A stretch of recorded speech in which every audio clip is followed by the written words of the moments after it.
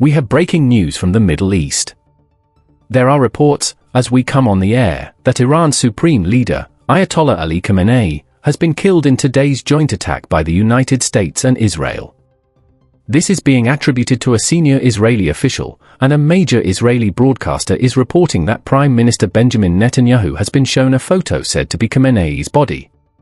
Ayatollah Ali Khamenei has been Iran's supreme leader since 1989. If confirmed, this would be extremely significant. He is widely regarded as one of the longest-serving autocratic leaders in the region.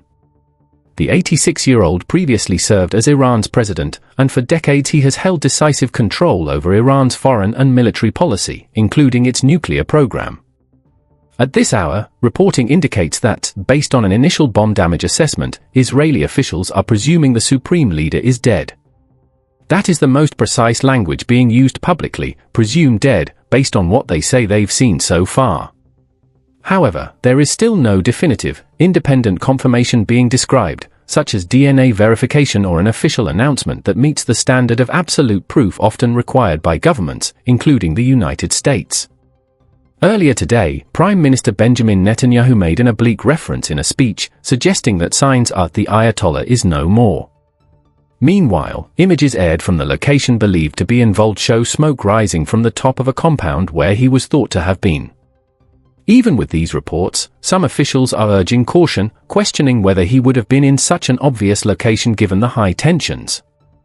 So, while the reporting is escalating, confirmation remains incomplete. If the Israeli government's assessment proves accurate, the implications would be enormous.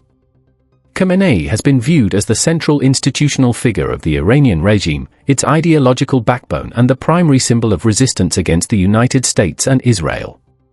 His death would immediately raise urgent questions about succession, internal stability, and who would take power next. Analysts have long warned that a successor may be another hardline ideologue, rather than a pragmatist, meaning the outcome may not necessarily reduce tensions. This also comes as the President of the United States has described a broader, sustained military operation, not limited to a single target, and has publicly called for the Iranian people to rise up, framing it as a push toward regime change. In that context, even if this reported killing is confirmed, it may represent a major symbolic and operational blow, but not the end of the conflict.